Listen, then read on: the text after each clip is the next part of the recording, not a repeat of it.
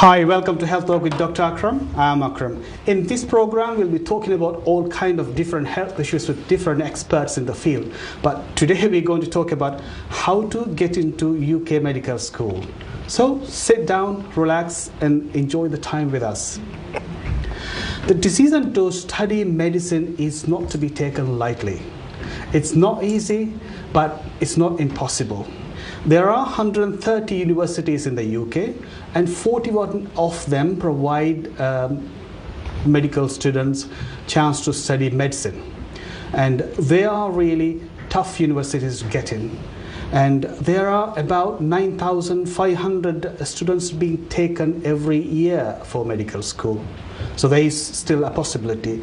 And of course, you have to work hard for a while in GCSEs and your A-levels. Sometimes most of the universities ask for 3 A's in your A-level exams. And not only that, you have to climb mountains, you have to do that challenge, this challenge, just to be a doctor. Is that right? Anyway, we're going to talk more about it. But anyway, latest figure shows about 80% drop out of universities. What is the problem here? Is the technique, or is they're not prepared? There are lots of students who want to study medicine. And there is a possibility of studying overseas as well. And there is another possibility that you could become a graduate student and still you could persuade your career in medicine. We're going to talk all about this, and we have 3 experts in the field, and they are all medical. There's 2 medical students and an undergraduate student. They are all here in our studio. And let's welcome on our show Mohamed. He's a student, second-year student in Anglia Ruskin University. And Shaahid, he's a first-year student in UCL. And Hashan is year 11, is doing GCSEs. So we are going to discuss all about medical school and how you could get into medical school and all the tricks. So be with us.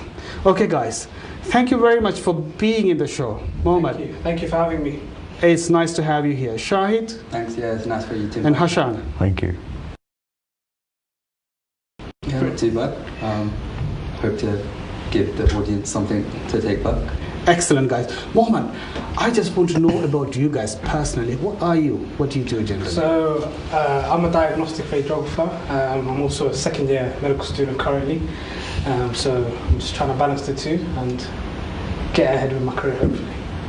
Excellent. Shaahid, what about you? Yeah, so I just finished A-levels and now I'm studying at UCL, first year medical student. Just hoping to go. So you are a first year medical student. Do you have any hobbies? Do you do anything else apart from being a medical student? Yeah, so I've always been quite involved in sports. I played football and cricket a lot in my youth, and I'm hoping to take that in towards uni as well. Into the university as well. Excellent. Hashan, let's talk about you. You are not there yet, but you're hoping to be somewhere, isn't it? In a medical school or some kind of university. Well, I've not really decided yet. That's why I thought coming here and coming to this show would maybe give me an idea on what it's like going to medical school. Excellent. What else do you do in your school, apart from your school? We'll talk about school a bit later. Do you do anything else? As in like hobbies or? Yeah. I like music, I like learning about history, politics, I like knowing about all this kind of stuff. I like, sports are quite fun to me. I do swimming, skiing like every winter, and that's basically it. Excellent. Very nice. Very active, isn't it? What about music? You said music. Are you interested in any instruments? I play the piano and I play my trumpet, but mostly I like music production. I like producing electronic music. That's also good things, isn't it, guys? You guys are young. You should tell. What is about this music production and all this? Yeah, I have a couple of friends who are involved in like the music industry. It's nice, I guess. Good. Well, Mohamed, you did radiography as your first degree. Then you decided to do medicine. How do you feel about it? And then I applied once I had finished my degree. So for me, the process was a bit different. I think because I was aware of what I needed and what I needed to get Everything was a bit more clearer, but I did have a few decisions to make as to whether I wanted to go for a 5-year course or 4-year course. So that was a good point you said. You didn't go to medical school straight away. What was the reason behind that? So I think initially when I was in A-level, I was a bit undecided. I wasn't sure exactly what I wanted to do. That's a good point. Yeah. That's what I want the viewers to please go ahead and talk about. So I was undecided. So I understood I wanted to work in the healthcare field. That was something I was interested in. I just didn't know what. So I did a few work experience. I did some work experience in medicine. I followed a few nurses. I did some radiography work experience. And then I thought, let me try the radiography degree, see that route. And then once I got more healthcare experience working with clinicians, working with other people, I decided medicine was the field for me.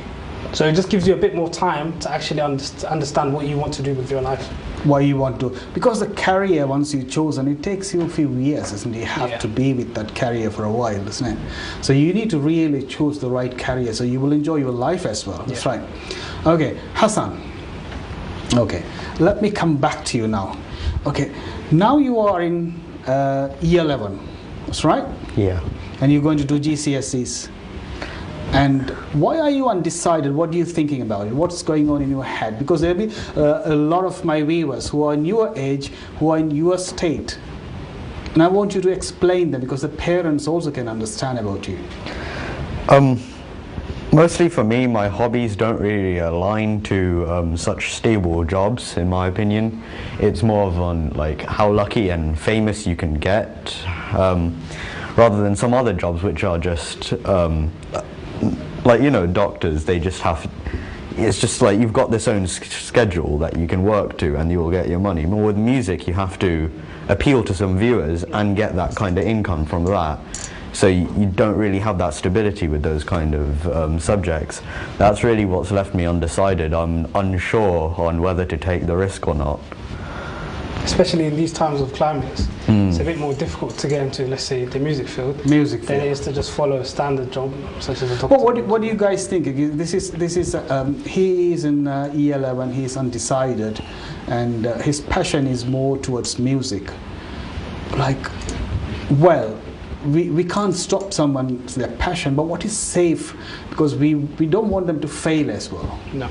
Yeah, I think this, like, I've seen this sort of dilemma come across with some of my friends as well. It's like whether you take that risk to be a creative person and do something that's not sort of standard, or whether you like give up on your passion and do something that's stable and just that's the end of that. But what I'd say is that you can't go wrong in a sense if you follow your passion, because you'll always be committed to putting in that work if it's something that you genuinely enjoy. Having said that, I do understand that it's not always easy when like it's so unstable, which is why I say keep your options open when you're young. Keep as many options open so that you're not completely closing off the door to your passion, but you're not also putting yourself like in a place where you're not going to have anything to fall back on, if that makes sense. That's a very good point, isn't it? So especially if you're choosing a career, we're talking about music here, because music is not what passion, what you want to give. It's mostly what the other people want to listen from you, isn't it? Yeah. So it's always the market changes as well, isn't it? The trend changes as well. Your music pattern might change in a few years. You know, people taste might change. So it's as you said, it's rather you be safe and do something else while you're doing this, but you still keep the passion on and you pursue on your passion. Exactly. So you have that as like something you fall back on if it goes wrong, or if like in 10 years' time people aren't liking the new style of music that you're starting to produce. It's always good to have that some stability to fall back on, so that you're not completely lost. Anyway, this is a live show. If you have any questions, you can always call our studio number, which is on the screen, and you can ask your questions as well. And we want the young people to come out there and place your questions. And these guys are really happy to answer your questions. Anyway, let's go back to the program. Okay. When did you decide? Do you want to take this one, man? Yeah. So for me, I think I decided in my second year of my degree. I was on a rotation where I was working with some orthopedic surgeons and interventional radiologists, and I got to see what they do day to day. and I thought that's what I'd like to emulate, and then that's when I decided medicine is going to be the career for me. What was for you, Shaahid? So after year 11, when I just got my grades for GCSEs, I'd seen that I'd done well in biology and chemistry. So naturally, I sort of leaned towards the doctor route. But I don't think that's the moment where I actually wanted to be a doctor. I think that came much later when I got my hands on some work experience. So I was lucky enough to shadow a consultant anaesthetist at Colchester Hospital. He's actually been on your show. His name's Dr. Romali. He was Dr. Romali, a great person, yeah, yes. He was a pleasure to work with because he's very high up in his field. So he has a lot of responsibility within his hospital, and so I was able to see a lot of things. But I think the key takeaway for me while I was there was that being put in the workspace, you see that medicine isn't as glorified as it's always perceived to be. Like, it's not saving lives day in, day out, because there's going to be some people that you can't save. In fact, on my third day, there was someone who passed away who was there on my first day. And so seeing that, those negative sides of medicine, and still seeing clinicians so passionate to help people, even knowing that there's no guarantee it's going to go their way, that really inspired me, and that's probably when I decided I want to be a doctor. That's very good. That's very, very good summary. And you've been for work experience, and you've been in a hospital, and you have really, your first-hand experience made you to decide that you wanted to do it. Yeah. Anyway, we're going to talk more about volunteering, work experience, and how to be consistent. Until that, before that, we're going to go for a short break, and after short break, we'll be talking more about how to get into medical school. Anyway, that was the subject we started. If anyone joined, please be there, and we're going to see you after a break. Thank you.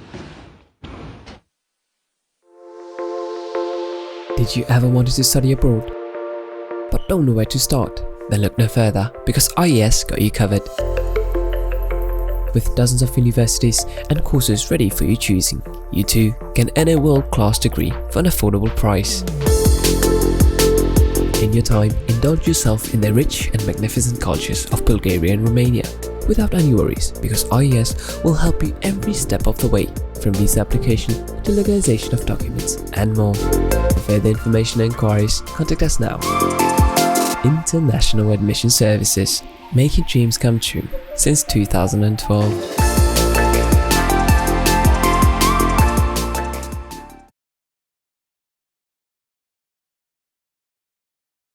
Welcome back to Health Talk with Dr. Akram. Today we are talking about how to get into UK medical school, and in our show we have our special guests here, Mohamed from Anglia Ruskin University. He's a second year medical student, and Shaahid from UCL, he's a first year medical student, and Hashan is a year 11 GCSE student. Okay, let's go back, guys. Okay, we are going to talk, we're going to give more tips to our viewers today, right? There are a lot of parents and a lot of kids watching programs, and if their interest is medicine, we have to give the best today in our show, right? I want to give all the tips to them, right? Ready. I want to see them in few years sitting here and doing a program with me. Maybe I'm going to their program. Okay, let's say, what is that called? Year 11 plus exam. Okay, did you guys do 11 plus exam? How important is that? This is, anyway, we're going to go for a career in the future. So 11 plus exam, is it good, or does it help you in a certain way? So I didn't do the 11 plus exam. You didn't do 11 plus exam? No. That's a good point. Okay. What was the reason you didn't do it, Mohamed? I just think in my family there's a good state school in our area, didn't require 11 plus, and still had people that were going to medical school, so it wasn't necessary for me. Did you go to a grammar school afterwards? No, I went to a state school. Okay, I didn't know that you can become a doctor not going to grammar school and not doing 11 plus. Is it still possible? Yeah, still possible. Yeah, my school sends multiple students to medical school every year, same as other grammar schools, to be honest. That's a very good point. So even though you don't get into a grammar school, you can still pursue your career in medicine. Yeah. So what was your secret, man? Yeah. I think just passion, hard work. Once you know that you are interested in something, that's what you should go for. Generally, that helps you in the long term. Second tip is, if you're good at something, go for that as well. Go for that as well. So that's a very good. Shaahid, what about you? Yeah, so I did the 11 plus and I got into my local grammar school. But having said that, I agree with everything that Mohamed said. I think the distinction between a grammar school and a state school in 2020 isn't what it was in the 1990s, for example. And Hassan, you probably agree with me on that because you go to a grammar school now. I think one thing that you do get out of a grammar school that you might not get out of a state school is because it's selective at the first base at year 7, you already have like the top, a top like bracket of students all in the same cohort. Within that cohort, you'll still have a range of students of ability from like high to low, but it will be towards that upper end because you've already like gone past one hurdle, and that's already like narrowed down the students to like a select group. Having said that, what Mohamed mentioned earlier was so important. You can't rely on that exam alone to where you want to be in 10 years' time. It comes down to your own hard work, your own passions, and your own effort that you put in. You'll get what you put in. So whether you go to a state school or you go to a grammar school, I don't think it makes a significant difference if you don't put the effort in. That's a good point. Hassan, now you are in a grammar school. You had lots of tuitions and you had lots of preparations. You went to some kind of special school to prepare those things. And your parents thought that getting into grammar school is, well, my son is going ahead. He's going to have a best career in the world. Let's talk about your experience in a grammar school now. How is for you, for your friends and some of your friends who studied, how are they doing? Grammar school, I feel as though it can put quite a lot of pressure on some people as they're still expected to be one of the highest in the region. It's not very important to go to grammar school. I still have friends from other schools, like state schools next to mine. They're still doing very well and they have the ability to achieve as much as we do. With state schools though, compared to my school, which there's 6 sets for maths, 1 to 5 all does the higher paper, and in the other school only set 1 and 2 do the higher paper, which I think that makes it shows that if you go to a state school, you kind of have to work harder to get into that higher group to have a higher chance, whereas in a grammar school, if you're able to get into one of the grammar schools, it's kind of just a flow from there. If you just work normally, you can just still do the higher papers. Yeah, I agree to be fair. That's a good point. Again, okay, now you have lots of friends who studied with you in your previous school. Are they all doing perfect? Are they doing really well? And how are they doing? Quite a lot of my friends have struggled with grammar school. We all went to a private school. That means we were heavily spoon-fed all the material. And since secondary school is much different to primary school, where you're given a little bit more independence to work, they struggled, and some of my friends are still in the lower sets. A lot of them are working hard now, definitely, because the GCSEs are coming up, but quite a lot of us struggled. So what you're trying to say is the parents still should have an eye on the kids. It's not, grammar school is not the end of the world and they're going to get to the university, isn't it? The parents still have to keep an eye on the kids because they are growing age.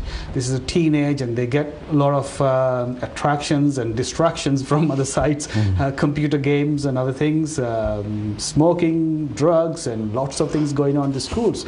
And parents still have to keep an eye and get this teenage years pass safely so they can be good citizens and good kids, and who will pursue good careers in the future. I think the key thing for parents probably is not so much to overlook every detail of what their kid's going to go on to do. Rather, like, they should try to inspire their child to like find that motivation within themselves. So it's like the child isn't feeling like the parents are putting them and making decisions for them. They should like just give them the motivation for the child to do that themselves in a way. So that way the child chooses for themselves rather than relying. So they are part of like the decision process. Yeah, exactly. So it's not just one way. Yeah, so they give the motivation and they give the guidance, isn't it? Yeah, They the don't guidance. tell them, like especially our Asian or I don't know about African yeah. parents, they want all the kids to be doctors or engineers, but maybe the kids don't want to do the same, isn't it? Yeah, I think nowadays if you follow that sort of mindset and you want to do you want to be a medical student or an engineering student, other people might look at you and ask, like the first question you get asked is, did your parents make you do it, or did you really want to do it? Because of that stigma kind of attached to Exactly. those careers. And there are a lot of other fields as well. Now you can have a comfortable life and a good job and happy job as well, isn't it? Okay, now we talked about it, and I'm going to go and concentrate on this work experience, volunteering, and consistency. Okay. What is this work experience? Why do you need work experience to go and do an interview for a medical school? I think a lot of medical schools on their application, they mention that volunteering or work experience of some kind is like a requirement for them. So when I was first applying, I looked at work experience and volunteering as just something that I need to tick off, and once I've done it, that's it. So that's a tick box. You that's need a to do box that. box that you need to tick. But I think the value that you gain from work experience and volunteering is so much more than just a box that you're ticking. Yeah. Because when you actually put yourself in the field, you get to see that, like I mentioned earlier, it's not all sunshine in medicine. Like there's times when it won't go the doctor's way. And if you don't have that reality check, then say you get into med school and then you find out that it doesn't always go the right way, it can be quite daunting. So having that understanding of what the career entails is so important. And I think that's what I gained from my work experience. Yeah, actually, you said that the work experience made you decide to go in the medical field, isn't it? Yeah.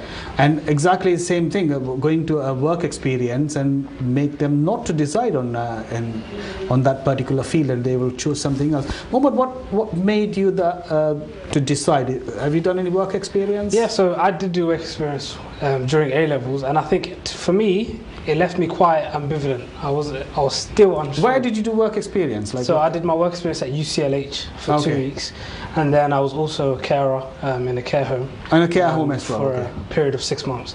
So I think both of those experiences let me know that I wanted to go into healthcare, but I still was unsure as to what I wanted to do. So it won't always give you the answers. It won't always give the answers. But it will provide you with something to let you know whether this general field is for you or not. And I think even if it doesn't answer your questions about whether this is the career for you, it might help answer questions about whether this career isn't for you. So if you do work experience and you don't enjoy it, for example, then you might just decide to cross doctor off the box because you don't want to do it. There's many other boxes. Exactly, legit. So it's another tick box, you have to do it. So what kind of, like if you're thinking to go for a career in medicine or something related to medicine, what are the places they can go for work experience? So I think it depends on the med school. So each medical school has a different process, but generally, if you go for work experience in hospitals, GPs, pharmacists, care homes, or even if you do extended teaching, tuition, etc. for a period of time, generally that will suffice as enough work experience for the application. Okay, that's a very good point, Mohamed. Okay, Hashan, you've been walking around the hills and mountains and sleeping outside. Is it another tick box? What is that called? Oh, no, I don't think it is it? Duke of Edinburgh. Oh, it's a Duke of Edinburgh, exactly, yeah. Oh, I see. Yeah, let's talk about Duke of Edinburgh. How does it help to get university? Well, I've not had an interview or applied to university yet, so I'm not really sure what the exact effects are. But what is Duke of Edinburgh? Let's explain about it. What do you do there? Basically, they ask you there's 3 different stages: bronze, silver, gold. I haven't done my silver and gold. I didn't really want to, but from bronze, I can tell you that they make you do. So you have to do 3 months of physical activities. Your teacher or someone who mentors you, they'll have to sign you off on this card they give you. They'll also make you do 3 years of kind of activities like playing instruments like music, not as physical. Then there'll be 3 months of volunteering at, say, maybe cancer research or somewhere like that. Exactly. Then you'll have to do an expedition where you go in a group, maybe some of your friends from school, and you'll do a large walk that will take you a whole day, half a day, whole day. And then you stay at a campsite, you have your own food, you make it with like all those kind of cooking items they use at campsites and everything. And then you walk again back to the finish line on the second day. That's basically the Duke of Edinburgh. It helps with university applications, from what I've heard. But that gives you a lot of life skills as well, isn't it? Like you're socializing, you're walking, you're exercising, you're doing music, and you're living, at least for a day, you're living in the forest or somewhere, and you're looking after yourself. Have you guys done Duke of Edinburgh? Yeah, I haven't done Duke of Edinburgh, but I did something similar. It was good fun, to be honest. Yeah. Generally, you're there with your friends, and it was a good time. Yeah, I think I didn't do Duke of Edinburgh, but I did something else. I don't know if you've heard of it, NCS. Yeah, that's what it was. So I did NTS? NCS. NCS. What is that? So it's like you're away for like a few weeks, and each week you do something else. So for the first week you're away sort of on like a camping trip with like a group, and then the following week you have to do some sort of outreach program to help out with the local community. And I think you gain a lot of skills alongside having fun. So you have a lot of fun, like meeting new people and so on. But you realize when you look back that you also learn a lot of skills like communication, leadership. These are so important later on. And so yeah. I think it's better to choose something like that for the kids, isn't it? It's always, it'll help them. I think it's good as well because it will add a bit of flavour, a bit of something different to your personal statement. Yeah. And I don't think you miss out by doing it. Like, if anything, you're only gaining skills and you're having fun. There's no downside to doing it. There's no downside. And you were doing some kind of military experience. What is that called? Oh, cadets. Cadets. And what is that cadets to do with your studies? It's basically just an extracurricular activity. Some schools do it, some schools don't. I think mostly schools which have an older reputation usually do them. It helps with the university, yes, not as much as Duke of Edinburgh, but it gives you those skills such as teamwork, leadership, you'll from now and then you'll go to these certain camps for a week, 2 weeks. You'll do all these kind of activities like gun shooting, expeditions, stuff like that, marches. It helps you with teamwork and just working with other people and those military skills. And I think it will help with military applications too, I assume. Anyway, guys, thank you very much. We're going to talk a little bit more. Before that, we're going to go for a quick short break, and after that, we're going to talk more about how to get into UK medical school, and we're going to talk about more tips. And so far, we've been talking. We have gone around the work experience and when they decide and all these things. We'll see you after a short break. Did you ever wanted to study abroad, but don't know where to start? Then look no further, because IES got you covered. With dozens of universities and courses ready for your choosing, you too can earn a world-class degree for an affordable price. In your time, indulge yourself in the rich and magnificent cultures of Bulgaria and Romania without any worries, because IES will help you every step of the way, from visa application to legalization of documents and more. For further information and inquiries, contact us now. International Admission Services, making dreams come true since 2012.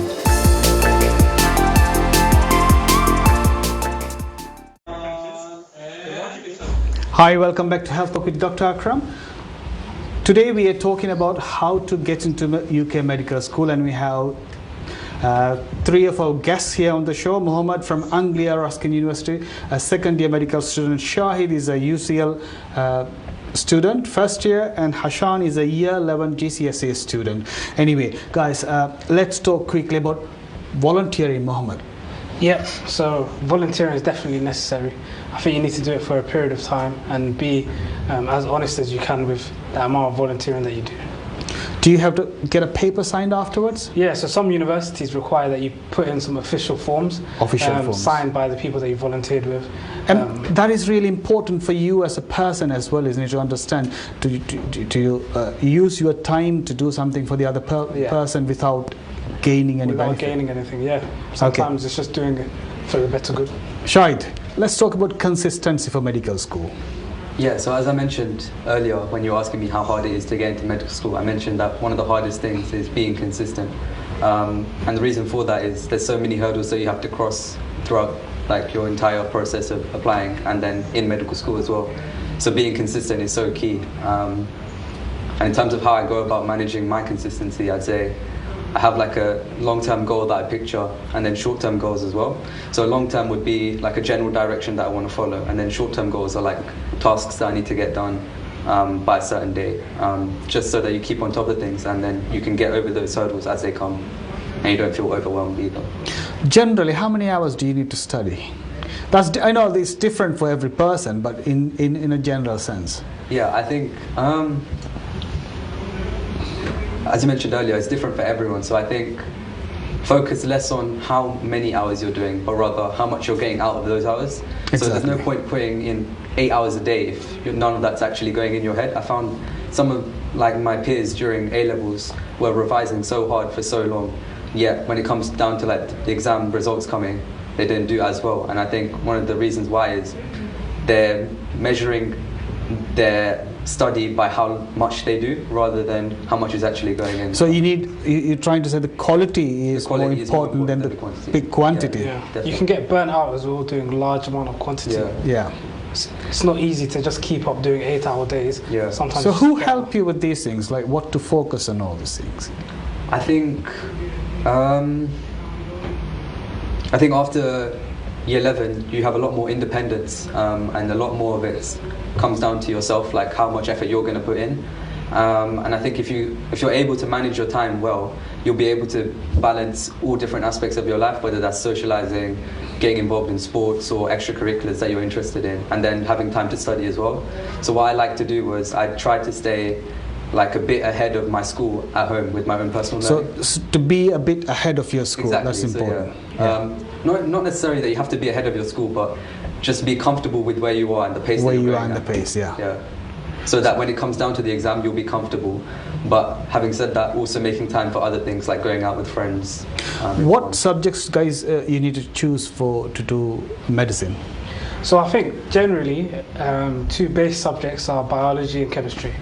You need to have those two subjects, and then you can add a maths or you can add economics, music. Generally, if you have biology and chemistry, you should be all right. Yeah. So can you go to medical school without having biology and chemistry? I think there's some that their only requirement is chemistry, or there's some that their only requirement is biology. But a lot of them, like when you actually start learning the medical school content, a biology and chemistry A-level will help so much with understanding the concepts and so on. Biology and chemistry, Yeah. isn't it?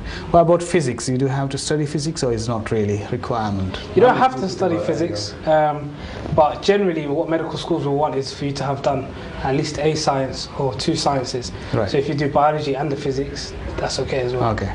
Maths? Not always. I chose maths only because You chose maths. I was quite strong at maths from year 7 to 11. So that's why I chose it. But a lot of people have this misconception that you have to choose maths, but it's not a requirement for any of the medical schools. I think the reason why maths is good as an A-level is because it opens so many doors for different careers if you change. That's a good point, yeah. But I'd say stick to what you're passionate with, only because then you'll be more motivated to study if you actually enjoy what you're doing. Yeah. If that makes So sense. if you're good in maths, it's rather good to keep the maths with you, Quite so you honest, have yeah. more doors open for you, isn't it? Yeah. Yeah, that's good. So if like Hashan, so he's not decided yet to do medicine or engineering or economics or politics, or he's not sure. What is the best topics for him to choose for A-levels? I'd say It's a difficult yeah, one. it's a difficult one. If we're being honest, I'd say keep it as broad as he can. Yeah. I know he's interested in music, so I'd say one of the A-levels is music. So you keep the music, I'd say one science. one science. I'd say maybe a maths and then economics. And now you've got a very broad range of So you can subjects. branch into anything. You can go into So you can. So you go. anything. So you said maths, Maths, music. music, science, Science. maybe an economics or politics that he's So interested economics. So you cover it. in. Yeah. And what is that science thing? That science can be a biology or chemistry. I think it comes down to the person. Like, Yeah. what do you feel? So what is he good in? Your strongest suit. Always pick your strongest suit out. Strongest suit. Yeah, because then you're playing on your terms. Otherwise, if you're trying to learn a subject that you don't like as much, it's going to be so much harder to actually get that in your head. There are a lot of kids, a lot of children at this age. They are not decided where to go, isn't it? So it's better to choose the variety of subjects. You could go either way, isn't it? Keep your doors open. Yeah, exactly. So you are in a roundabout. You are in the center. If you're in the center, you could choose anywhere. Yeah, rather than being in a corner and you don't know where to go. You can pick any exit. I think at such a young age, you don't have like an idea. I don't think anyone has like a good idea of exactly where they want to be in 20 years' time. Exactly, So there's no point putting yourself in that position where this is the only route I'm going to take. Yeah. If you keep your doors open, in 5 years' time, if you change your mind, you have something else to go on. If you That's a very good point. How do you feel about it, Hashan? That's actually helped a lot. Actually, the idea of putting a biology in, science in, helping me to choose anything really. That actually helps quite a bit. So you can be a doctor, you can be a politician, you can be an engineer, you can be a musician. Yep. Everything in the straight. Okay, let's talk about interview, guys. This is really important. According to the research, 80% of the kids fail in this medical student interview. What is wrong? How these two guys succeeded? I want all the tips here. Jack, take this one. Yeah, go for it. I think I really enjoyed my interviews. I think when you're applying to medical school, there's two sort of extremes of the students that are applying, because being a doctor, you have to have that academic rigor and be someone who's got a scientific mind, but you also have to be able to deal with patients. And I think I'd always put myself leaning towards that social side of medicine where you're actually helping patients rather than the sciencey side. I preferred that sort of side of medicine, and at interview that really showed. And I think that's where they filter out a lot of the applicants, because when you're working as a doctor, you need to be able to interact with patients, and if you can't interact in the interview, it's going to be hard for you to. Can you tell us one of the questions you had in the interview? Are you allowed to say? I'm not allowed to say what interview what was it? So something around. It's something I got. I think one question was, what do you bring to the medical school that no other student would bring? That's a good question. And then I think what that brought out was they were trying to see where else I am besides just what I put on paper. So because when they have so many applicants, so many of their students are going to have all A stars or done X, Y, Z, different extracurriculars. But each individual has something that's special to them. Yeah. And why they want to study medicine. That was also another big question. You need to be solid on your reasoning for this career. And they really want to see that you're a person, not just a robot. So they want to see that you actually have a genuine interest. Mohamed, let's talk quickly about this graduate scheme. How does it work? Yeah, so if you, like me, have done a previous degree, so the degree could be in anything.